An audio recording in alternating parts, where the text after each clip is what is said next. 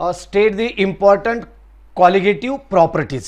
थोड़ा सा अभी तक मैं मोबाइल का ही नेट इस्तेमाल करता था, लेकिन आज से आगे यानी कि मैंने स्पीड ब्रॉडबैंड का कनेक्शन ले लिया है, इसलिए इससे आगे जो कुछ भी हमारे वीडियो की क्वालिटी रहेगी वो ज़बरदस्त रहेगी, एकदम क्वालिटी के वीडियोस रहेंगे। क्वालिटी यानी कि स्पीड में कुछ भी प्रॉब्लम नहीं आएगा, एकदम क्वालिटी। जो कुछ भी नेट का जो कुछ भी आपके पास प्रॉब्लम आएगा वो आपके पास आएगा, लेकिन इधर कुछ भी नहीं आएगा। कंप्लीट पूरा सिस्टम मैंने अरेंज कर दिया है। ओके,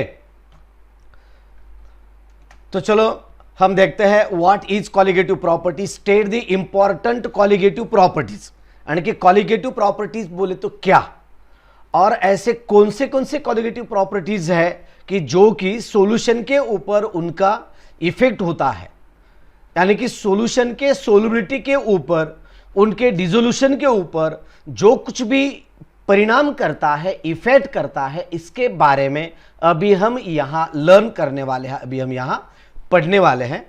तो दोस्तों चलो देखते हैं the properties of solution which depends only on number of solute particles. Definition लिख लो। क्या डेफिनेशन है? The properties of solutions which depends upon the properties of solutions, यानी कि जो कुछ भी सॉल्यूशंस रहेंगे उनके प्रॉपर्टीज में, properties of solutions which depends upon, which depends only the number of solute particles, the number of solute particle के ऊपर वो डिपेंड करता है, नंबर ऑफ मॉलिक्यूल्स और आयंस। देखो क्या क्या मैंने बताया, properties of solutions which depends only on the number of solute particles, number of solute particles means number of molecules और ions, but not on the nature of solute. और वो solute के नेचर के ऊपर वो डिपेंड नहीं करता। Nature of solute are known as colligative properties, उसे हम कॉलिगेटिव प्रॉपर्टीज कहते हैं। और एक बार, but not on the nature of solute, यानी कि सोल्यूट के नेचर के ऊपर ये थोड़ा भी डिपेंड नहीं रहता, तो उसके प्रॉपर्टीज के ऊपर, properties of solution which depends only on number of solute particles, solute particle के नंबर कितने अंदर रहते हैं, नंबर यानी कि उसका अमाउंट कितना है, अमाउंट के ऊपर ये प्रॉपर्टी डिपेंड करती है। लेकिन उसका नेचर कैसा है इसका थोड़ा भी परिणाम नहीं होता, थोड़ा भी इफेक्ट नहीं करता। यानी कि नंबर ऑफ मॉलिक्यूल्स, यानी जो कुछ भी सोल्यूट रहेगा वो सोल्यूट के जो कुछ भी नंबर ऑफ मॉलिक्यूल्स रहेंगे वो मॉलिक्यूल्स और उसमें जो कुछ भी आयंस है, इन सब का इसके ऊपर इफेक्ट करता है, but not on the nature of solute. ये डेफिनेशन में बार बार बता रहा हूं आपको, क्योंकि ये आगे का जो पार्ट है, हमारा चैप्टर का आगे का जो पार्ट है, तो पूरा इसके ऊपर डिपेंड है। यानी कि आपको परफेक्टली समझ में आना चाहिए कि what is mean bye colligative property. Actually colligative property क्या है, इसके बारे में हम आगे देखने वाले हैं। बहुत सारे ऐसे पॉइंट है कि उसके ऊपर मैं आपको अच्छी तरह से समझाने वाला हूं। तो फिर ये कितने देखो, solute known as colligative properties, इसे हम कॉलिगेटिव प्रॉपर्टीज कहते हैं। There are 4 important properties. कितनी प्रॉपर्टीज है? 4 इंपॉर्टेंट प्रॉपर्टीज है, 4। There are 4 important properties. Okay, एक है लोअरिंग ऑफ वेपर प्रेशर।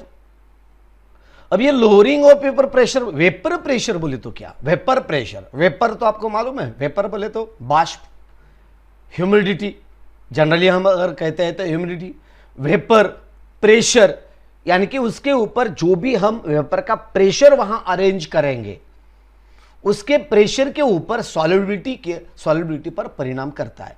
एक छोटा सा एग्जांपल मैं आपको देना चाहता हूं। आपको मालूम है प्रेशर कुकर हम घर पे इस्तेमाल करते हैं, प्रेशर कुकर।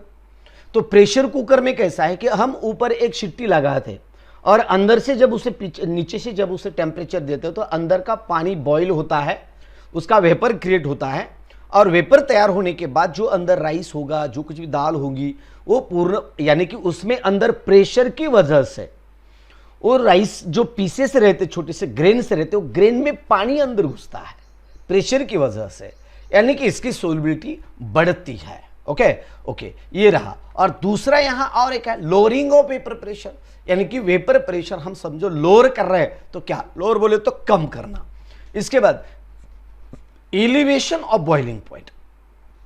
एलिवेशन का एक्चुअली मीनिंग आता है एलिवेट करने, यानी कि समझो कोई चीज है, उसका टेम्परेचर, इसका उसका जो बॉइलिंग पॉइंट है समझो एक 10 डिग्री सेंटीग्रेड पे है, आगे वैसे ही वो 10 डिग्री सेंटीग्रेड पे ही काम कर रहा है, 10 डिग्री सेंटीग्रेड पे ही काम कर रहा है। ओके, अगर उसे हम थोड़ा सा टेम्परेचर बढ़ाते हैं, एलिवेशन करते हैं, यानी कि कब डिग्री सेंटीग्रेड पे अगर वो बॉईल होता है तो ज्यादा डिग्री सेंटीग्रेड पे बॉईल होना, यानी कि इसे हम कहते हैं, यानी कि elevation of boiling point. Boiling point इसका उसका एलिवेट किया जाता है, बढ़ाया जाता है। ओके, इसके बाद डिप्रेशन ऑफ फ्रीजिंग पॉइंट।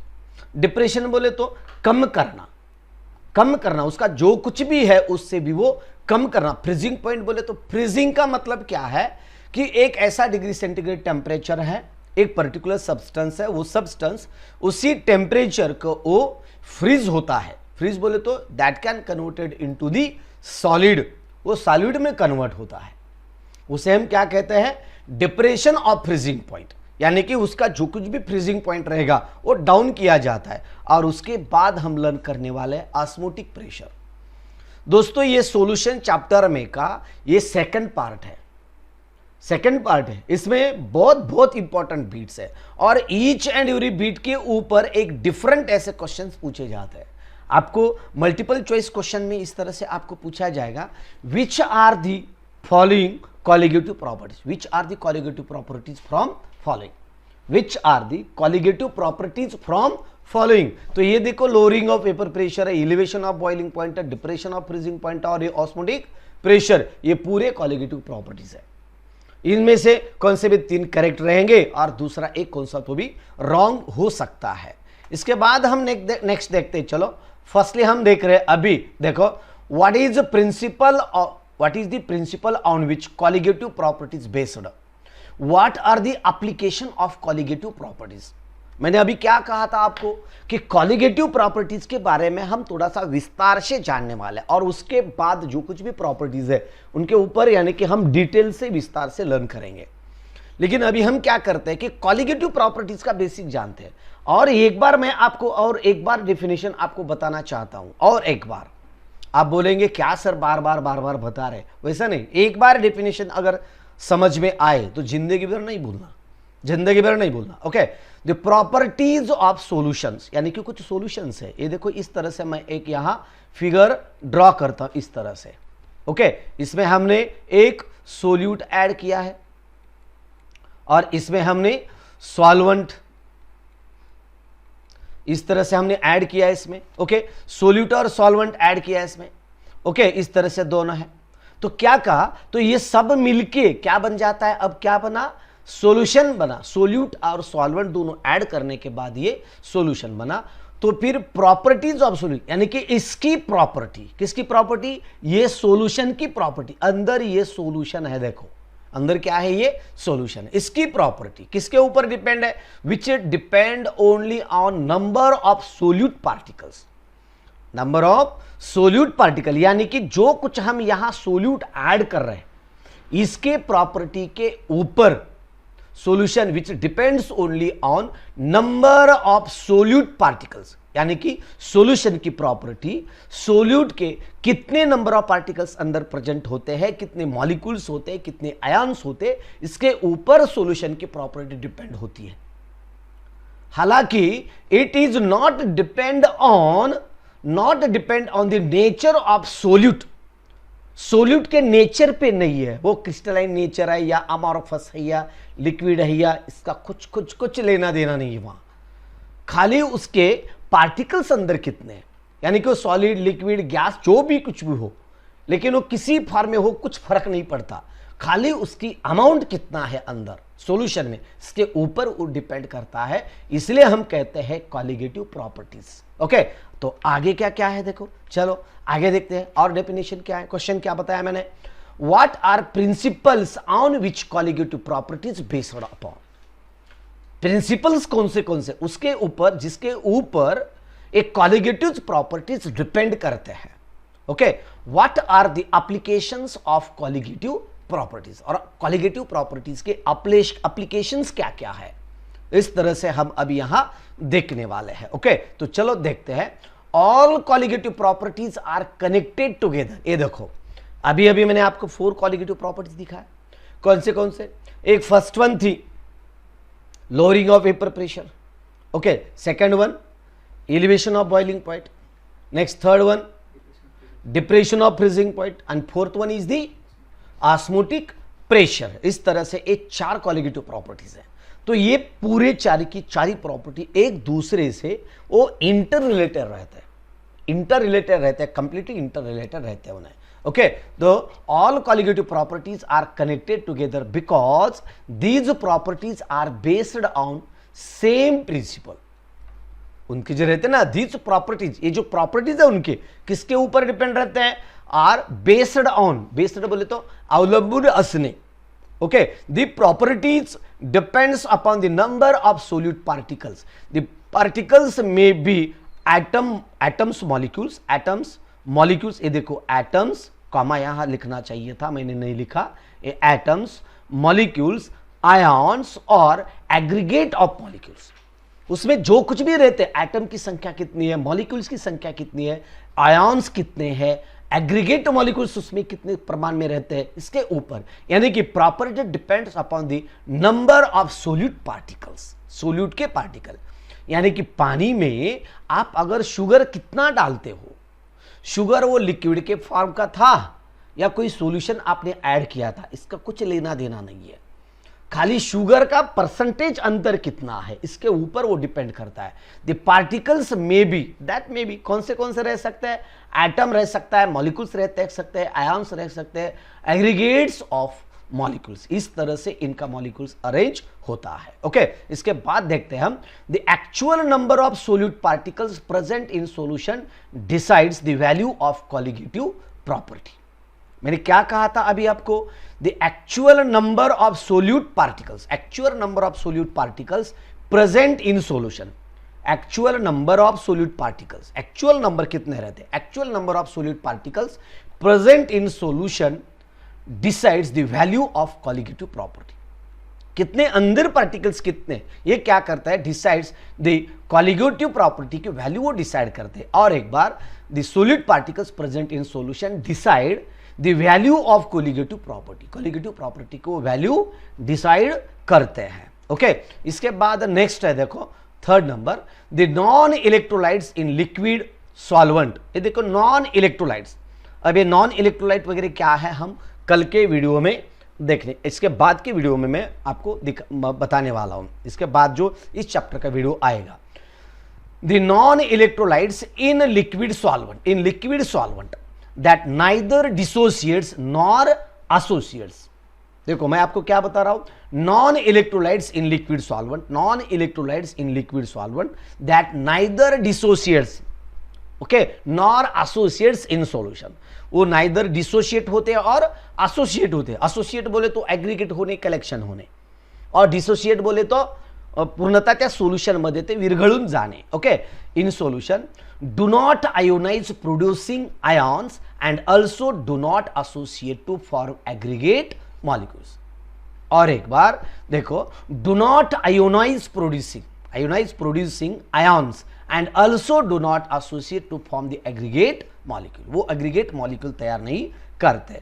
और next point, the number of, ये देखो मैं प्रिंसिपल्स बता रहा हूं आपको, okay. The number of particles of solute, ये क्या है? देखो the number of particles of solute, इसके ऊपर भी ये डिपेंड करता है। अभी भी बता दिया, colligative properties are used to determine molar masses of non electrolyte solutes.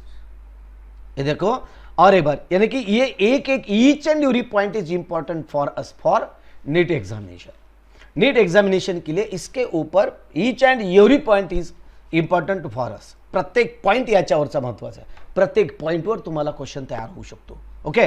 म्हणून the colligative properties are used to determine the molar masses. किसके लिए इसका इस्तेमाल होता है? Molar masses, okay.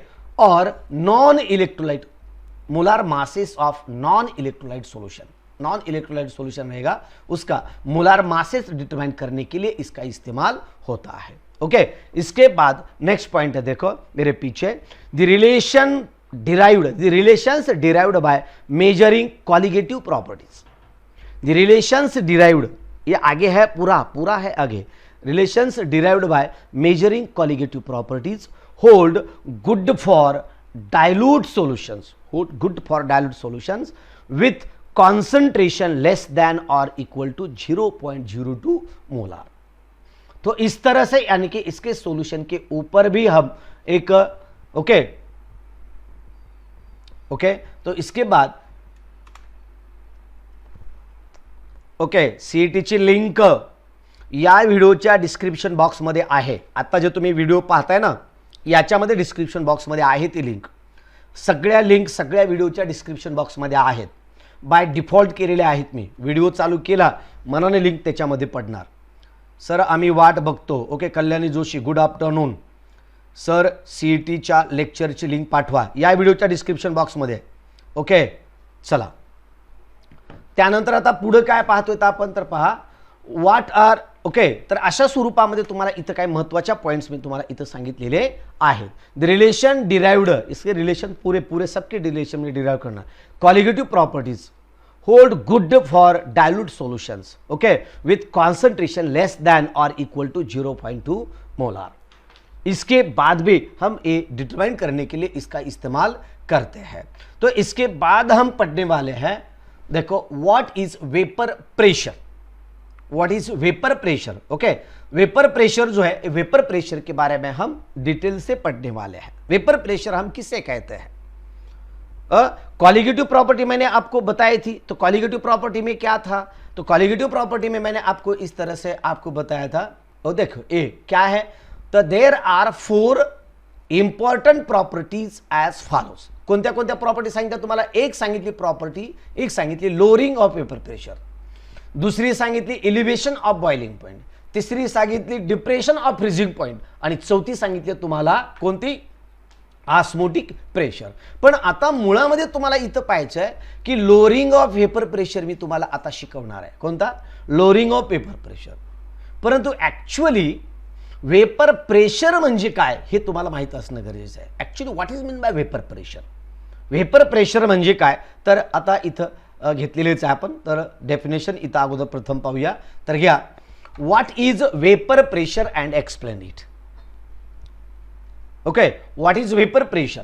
तर इथं घ्या pressure exerted by gases state of substance. Note definition लिहित चला, pressure exerted by gaseous state of substance. समझो कुछ सब्सटेंस है वो गैसियस स्टेट में है, when it is in the equilibrium with the solid और लिक्विड। जब वो सॉलिड और लिक्विड में इक्विलिब्रियम स्टेट में रहता है, यानी कि अंदर घुलमिलने के लेवल में रहता है, अंदर मिक्स होने के लेवल में रहता है, तो उसे हम इक्विलिब्रियम कंडीशन कहते हैं।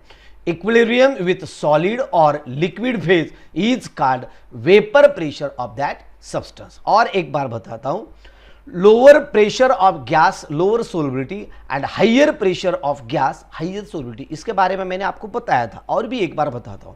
The pressure exerted by gaseous state of a substance when it is in equilibrium with the solid और liquid phase is called vapour pressure of the solid. Vapour pressure उसका लिक्विड और solid state उसके equilibrium में वो रहता है, यानी कि कन्वर्जन के फैक्टर, यानी कि एट द थ्रेशोल्ड रहता है। तो इसके बाद नेक्स्ट वन क्या है, देखो इलस्ट्रेशन। हम थोड़ा सा एक डेफिनेशन के मदद से हम थोड़ा सा इसे पढ़ने की कोशिश करेंगे। If volatile liquid is placed in an open vessel, volatile liquid बोले तो ये देखो इस तरह से वेसल्स है, ये मैंने आपके लिए यहां 2 वेसल्स दिए हैं। इस तरह से ये 2 वेसल्स है। तो 2 वेसल्स में क्या किया है हमने, देखो तो देखो if volatile liquid is placed in an open vessel में the liquid molecules have a tendency to escape, liquid molecules tendency to escape in a gas state. The liquid molecules have tendency to, liquid molecule की कुछ एक tendency है। Volatile liquid कहा है मैंने, volatile बोले तो जो थोड़ा सा नॉर्मली टेम्परेचर है तो हवा में उड़ जाता है, उसे क्या कहते हैं हम? वोलाटाइल। जैसे कि ऑर्गेनिक केमिस्ट्री है, ऑर्गेनिक केमिस्ट्री भी एक वोलाटाइल है। वोलाटाइल बोले तो थोड़ा भी अगर एक थोड़ा सा भी अगर आगे पीछे कुछ गैप पड़ेगा तो पूरा हमारे सर में से निकल जाती है वो।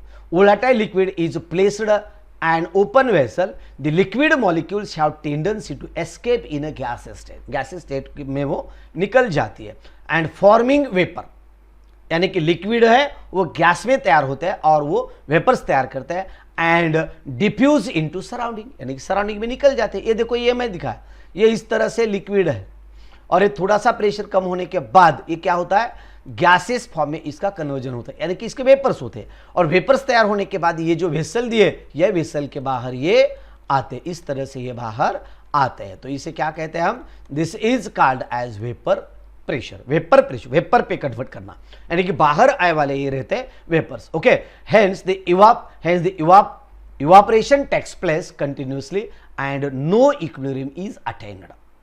और क्या कह रहा हूं मैं यहां, hence evaporation takes place continuously, evaporation continuously होते रहता है, continuously and no equilibrium is attained. ये कंटिन्यू प्रोसेस चालू रहती है और इक्विलिब्रियम आपको वहां देखने को नहीं मिलता।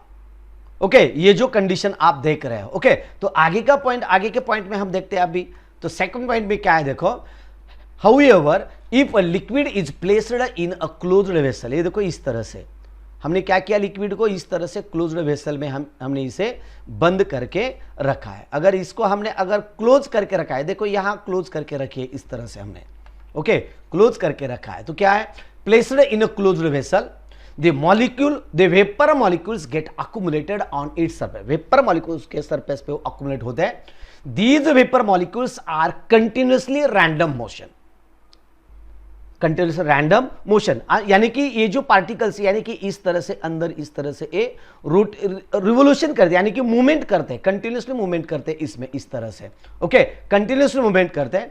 दे कोलाइड विथ ईच अदर, अंदर के अंदर है, अंदर बंद कर दिया ना हमने, ऊपर से उसे क्लोज कर दिया।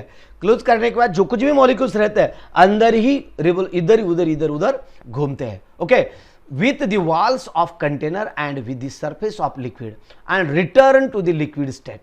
This reverse phenomenon is called as condensation. ये देखो अब क्या कर रहा हूं मैं ये अभी, तो देखो, तो इस तरह से इसे हमने अगर ओपन किया तो क्या होता, ओपन करने के बाद ये जो अंदर मॉलिक्यूल्स रहते हैं, ये मॉलिक्यूल्स का क्या होता है, इवापोरेशन होता है, यानी कि जो लिक्विड स्टेट में रहता है वो लिक्विड स्टेट के बजाय वो जाता है गैस स्टेट में, और ओपन सिस्टम होने की वजह से वो पूरा बाहर निकल जाता है, हवा में मिल जाता है। और अगर इसी सिस्टम को अगर हम क्लोज करके रख देते हैं, बंद करके रख देते हैं, तो ये अंदर की अंदर ही इसका काम चालू रहता है। ओके, यानी कि if the liquid is placed in a closed vessel, ये देखो इस तरह से क्लोज्ड वेसल में रख दिया, the vapour molecules get accumulated on its surface, vapour molecules surface पे अक्यूमुलेट होते हैं, जमा होते हैं। Okay, they collide with each other, यानी कि अंदर ही अंदर इधर उधर रोटेट रिवोल्यूशन करते हैं, रोटेट होते हैं, यानी कि घूमते हैं।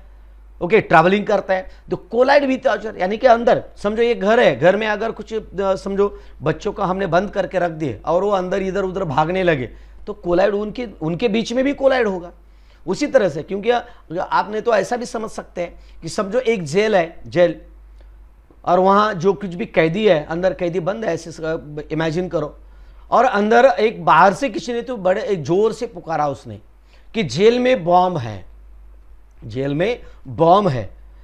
तो वो पूरे जो कैदी रहते हैं वो कैदी बोलेंगे क्या कि परेड सावधान, लाइन से तेज चल, लाइन में निकलेंगे, ऐसे बोलेंगे क्या? वो भागम भागी करेंगे, अंदर बहुत भागेंगे, इधर उधर, इधर रास्ता किधर रास्ता मिलता है ये को, यानी कि वो तैयारी करेंगे बाहर निकलने की खाली, और उस दरमियान वो एक दूसरे पर कोलाइड हो सकते हैं, यानी कि कोलाइड हो जाएंगे। उसी तरह से अगर ये ऊपर से हमने बंद कर दिया है तो ये मॉलिक्यूल का पूरा का पूरा कोलिजन इस तरह से होता है। ओके, और बात, और रिटर्न क्या होता है कि that finally that gas molecules are also converted into liquid form, यानी कि अंदर ही अंदर फिर बाद में क्या होता है, उनका लिक्विड में कन्वर्जन होता है, क्योंकि उसे बाहर जाने के लिए रास्ता ही नहीं मिलता, कंप्लीटली क्लोज्ड है, गैस में फॉर्म होता है, बाहर और जाता है। मेरे लाइफ में एक इवेंट हुआ है, यानी कि एक इवेंट बोले तो एक मैंने एक प्रैक्टिकल देखा है बहुत बचपन में से। घर पे जो 10 रुपए वाला जो बल्ब रहता था ना, पुराना वाला 10 रुपए का बल्ब, मैं तकरीबन, मुझे अभी तो समझ एक आइडियली अंदाजे में एक 7वीं 8वीं में होगा मैं, 7th क्लास में नहीं तो 8th क्लास में मैं होगा। उस वक्त मैंने क्या किया था, खेलते वक्त जो घर में जो बल्ब रहता है ना, बल्ब वो थोड़ा सा टूटे वाला था, टूटे वाला था, और उसमें मैंने पानी भर दिया था खेलते वक्त, पानी भर दिया था, थोड़ा सा कलर वगैरह डाल के उसका पानी भर दिया। दो बल्ब थे, एक में मैंने खाली कलर्ड पानी भर दिया था और दूसरे में सारी एक सिंपल पानी भर दिया था, और दोनों ही वैसे ही घर के वेंटिलेशन पे रख दिया था, खाली खेलते खेलते वक्त तो रख दिया, और वैसे मैं भूल गया। तकरीबन 3-4 साल बाद, तो 3-4 साल बाद मैं अंदर देखा तो वही का वही पानी अंदर ही था, यानी जितना पानी मैंने अंदर डाला था उतने ही पानी अंदर 3 साल के बाद मैंने जब देखा तो उतना ही पानी अंदर था। क्यों, क्या हुआ? देखो ये सिस्टम कंप्लीटली हम क्लोज करके रखे, यानी एक्सीडेंटली हुआ था, मैंने वो जानबूझ के कुछ नहीं किया था, खाली खेल में वो मेरे हाथ से प्रोसेस हो गई थी। लेकिन 2-3 साल के बाद देखने के बाद अंदर मुझे पानी मिला, तभी मुझे लगा कि अरे भाई ये यानी कि कांच के बाहर पानी नहीं जाता, ये मेरी एक ऑटोमेटिकली मुझे वो प्रैक्टिकल हो गया मेरे हाथ से। ओके, तो इसके बाद यानी कि अंदर ही अंदर उसका कंडेंसेशन होता है। कंडेंसेशन बोले तो कैसा, एक जमीन है, समझो समंदर का पानी है, उसका इवापोरेशन होता है, आकाश में वेपर्स जाते हैं, और बादलों में पानी, वो पानी के बादल के स्वरूप में पानी रहता है, और जब टेम्परेचर थोड़ा सा एटमॉस्फेयर का बदलता है तो बूंद के रूप में जमीन के ऊपर वो पानी गिरता है। यानी कि जब बादलों से पानी आता है तो उसे हम क्या कहते हैं? कंडेंसेशन कहते हैं। इस तरह से उसे क्या कहता है? कंडेंसेशन। ओके, तो डिस्टिलेशन प्रोसेस भी मैंने इसके पहले वीडियो में आपको दिया था। कंडेंसेशन बोले तो that vapours are can collect, यानी कि छोटे छोटे वेपर पार्टिकल्स रहते हैं, वो कलेक्ट होते हैं और ड्रॉप में कन्वर्जन होता है उनका, और थोड़ा सा बिग ड्रॉप होने के बाद वो जमीन की तरफ ग्रेविटी की वजह से जमीन की तरफ आता है और बारिश के स्वरूप में जमीन पर गिरता है। ओके, इसके बाद हम देखते हैं, देखो क्या, after some time the rate of evaporation and condensation becomes equal.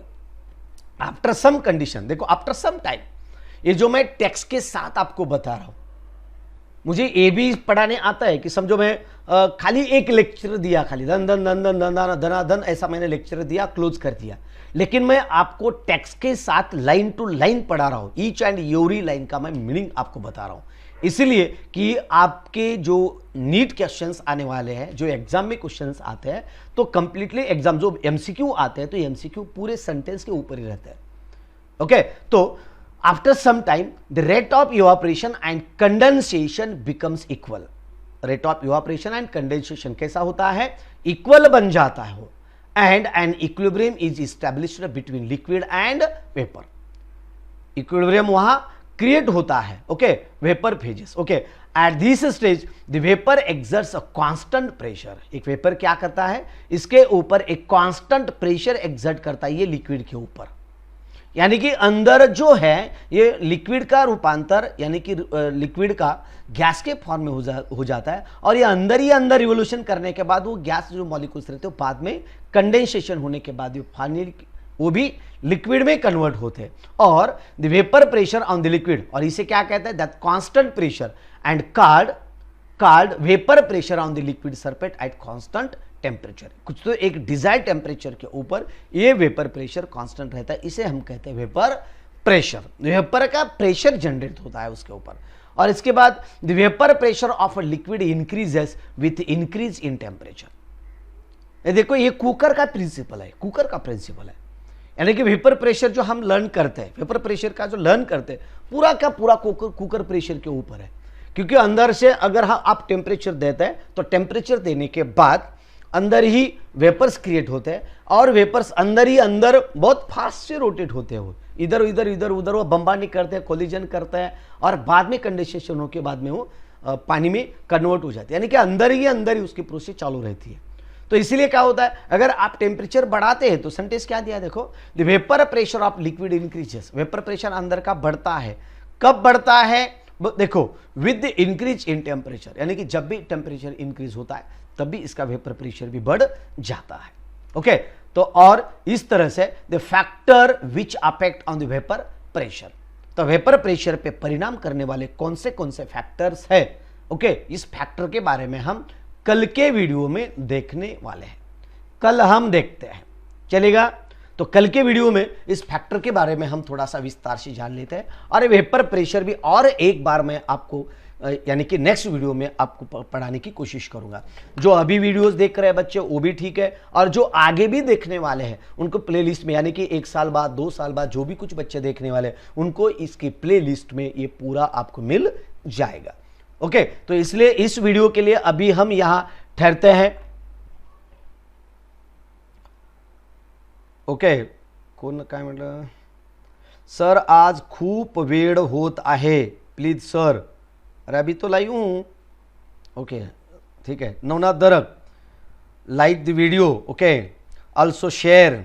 Priyanka Lanjewar, hi sir, thank you. What is mean by scanty? Okay बताता हूँ। कल के टू बल्ब फुटला होता, कोणता बल्ब फुटला होता? ओके, मी सांगितलेल्या उदाहरणाचं म्हणतो का? हो, वरच्या साईडला आणि तो फुटला होता, पण नंतर त्याला पॅकिंग करून टाकलेलं होतं, मी जस्ट खेळत खेळत पॅकिंग करून टाकलेलं वरच्या साईडला। ओके, तर बाकीचा पार्ट आपण उद्याच्या व्हिडिओमध्ये पाहूया। आजच्यासाठी इथं थांबूया मित्रांनो। व्हिडिओला लाईक केलं असेल, निश्चितच तुम्ही केलं असेल, तुम्हाला सांगायची आवश्यकता नाही, तुम्ही खूप हुशार आहेत, समजदार आहेत, तुम्ही लाईक केलेलं असेल, शेअर पण केलेलं असेल। पण सध्याला खूप विद्यार्थी कसं काय कमी झाले, विद्यार्थी का कमी येत आहेत? एन्जॉय करतायत बहुतेक सर्व, तर सर्वांना सांगा लाईव्ह सेशन चालू आहेत म्हणून। तर उद्याला आपण रात्री संध्याकाळी भेटायचं, आपण संध्याकाळी 8 वाजता। ओके, तर या व्हिडिओसाठी आपण इथंच थांबूया मित्रांनो। जय हिंद, जय भारत। परत मिळूया संध्याकाळी 8 वाजता। तोपर्यंत जय हिंद, जय भारत, बाय बाय।